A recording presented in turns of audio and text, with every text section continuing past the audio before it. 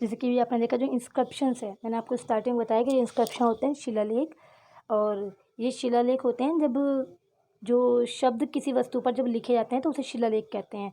तो इंस्क्रिप्शन जो है हमें एक इन्फॉर्मेशन देते हैं एक तरीके से, जिसमें जो है शब्द जो है किसी धातु पर या बड़े पत्थर पर लिखे होते हैं। Study of the inscription is known as epigraphy. जो स्टडी जो होती है इंस्क्रिप्शन की, जो स्टडी होती है उसको जो है एपिग्राफी के नाम से, यानी कि पुरालेख तत्व के नाम से जानते हैं। इंस्क्रिप्शन जो है ये हमारे रूलर द्वारा इशू किए जाते थे, और ये ऐसी जगह पर रखे जाते थे जो कि कॉमन पीपल के लिए एसेसिबल हो, यानी कि एक कॉमन पीपल भी जो है इसको देख सके, इस तक पहुंच सके। और जो इन्फॉर्मेशन है इन इंस्क्रिप्शंस की, वो मोस्टली राजाओं की अचीवमेंट्स के बारे में बताते हैं। ये राजे जो इनकी इन्फॉर्मेशन है वो राजाओं की अचीवमेंट के बारे में बताते हैं। और इंस्क्रिप्शन को जो है रॉयल प्रोक्लेमेशन के लिए, प्रोक्लेमेशन हो सकते कहते हैं घोषणा, मतलब कि किसी भी राज्य की जो घोषणा होती है, विक्ट्री इन बैटल्स, युद्ध में जो जीत होती है, और डोनेशंस, रिलीजियस सेंटर को जो डोनेशन देते हैं, या किसी पंडितों को, स्कॉलर्स को, विद्वानों को, पंडितों को जो डोनेशन दी गई, ये इंस्क्रिप्शन जो है उसके बारे में हमें बताते हैं। जो चोला इंस्क्रिप्शंस हैं, इसमें major epigraphical source for the medieval period, इसमें जो है लिखे हुए ये जो लेख से संबंधित हैं, मिडल पीरियड में सबसे ज़्यादा इंस्क्रिप्शन मिलते हैं चोला पीरियड में। और there are also written on many historical monument, और सच एज, यहाँ पर बहुत सारे हिस्टोरिकल मोनूमेंट जैसे कि red fort, Taj Mahal, other historical building, ये जो, और दैट जो दूसरी बिल्डिंग जो, मतलब और जो बिल्डिंग्स, भवन वगैरह जो राजपूत रूलर के टाइम पे बनाए गए थे वे, और जो ये कुछ मुगल के टाइम पर जो बनाए गए थे ये हिस्टोरिकल बिल्डिंग, इन सब पर जो है इंस्क्रिप्शन हमें देखने को मिल सकते हैं। नेक्स्ट है हमारा मोनूमेंट्स। मोनूमेंट्स होते हैं हमारे जैसे प्राचीन भवन, जैसे एंशिएंट बिल्डिंग जिसे कह सकते हैं, पुरानी इमारतें टाइप से। The art and architecture of the medieval period has been beautifully displayed in the many monument that belong to this period. Some important monuments of the medieval period include the Red Fort, Taj Mahal, and the Qutub Minar.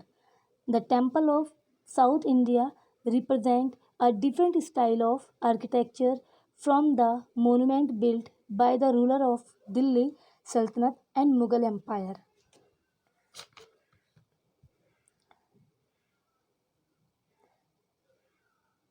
The architecture of the Delhi Sultanate and the Mughal Empire reflects a unique blend of Indo-Islamic influences. Monuments, जैसे कि monuments होते हैं हमारी buildings, ancient buildings.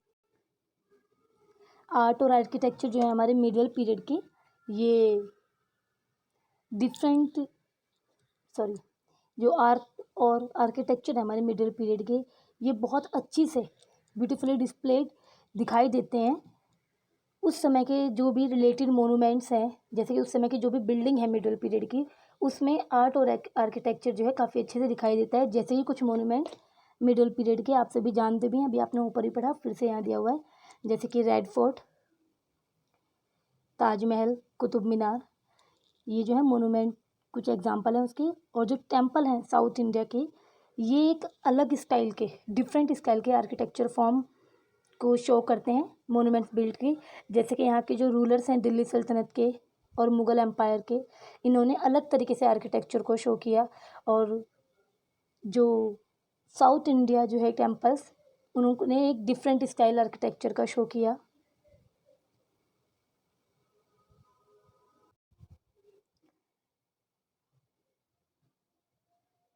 और जो architecture है दिल्ली सल्तनत का और मुग़ल एम्पायर का, उसमें इंडो इस्लामिक का जो प्रभाव, इन्फ्लुएंस कहते हैं प्रभाव, वो साफ झलकता है, यानी कि शीशे की तरह बिल्कुल साफ दिखाई देता है। इसमें एक मिक्सचर है दिल्ली सल्तनत और मुग़ल एम्पायर के बीच। जो इसमें जो मोनूमेंट्स बने थे, जो बिल्डिंग्स बने थे, प्राचीन भवन जो है, उसमें इंडो इस्लामिक का प्रभाव जो है साफ झलकता है। नेक्स्ट टॉपिक है हमारा coins. The study of coins is called numismatic. Coins are very valuable sources to reconstruct history, as they provide information about the economic condition during a particular phase. The engravings on the coins provide us with information about the rulers and of events that had cultural and religious relevance, events that were considered important enough that coins were issued to mark the occasion. यानी कि जो coins सिक्के, the study of coins is called numismatic. numismatic होती है related to coins.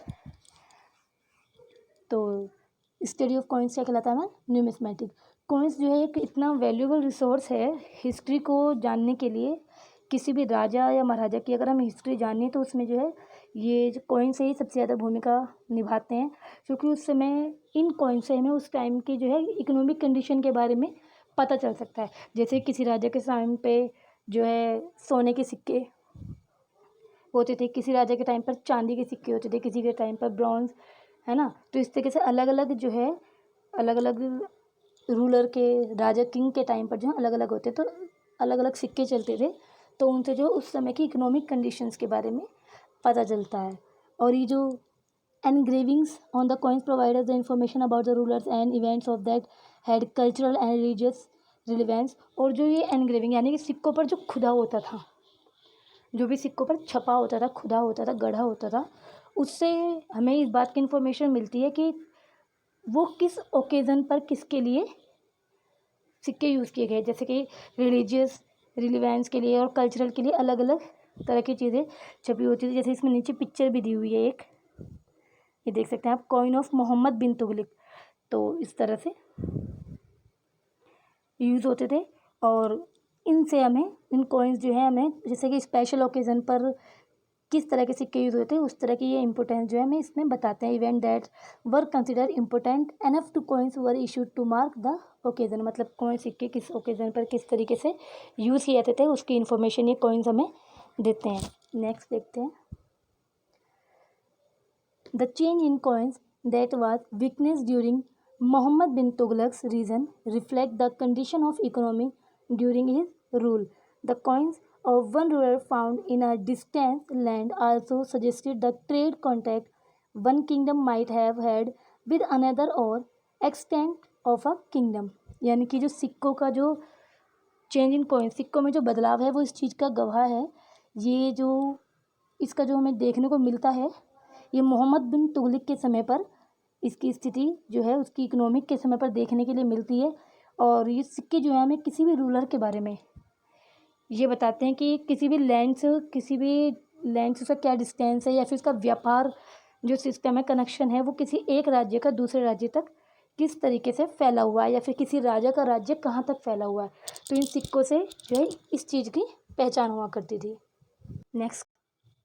Next है हमारा sculptures and paintings. Sculptures होती हैं मूर्तियाँ, और पेंटिंग्स आपको पता है कि कोई भी पिक्चर. स्कल्पचर्स एंड पेंटिंग, मूर्ति और चित्र. The middle period has a large variety of sculptures and paintings. The sculpture mostly include figures of rulers and the different deities that were worshipped during this period. These sculptures were carved out of wood, stone, and metal. The bronze statue of Natraj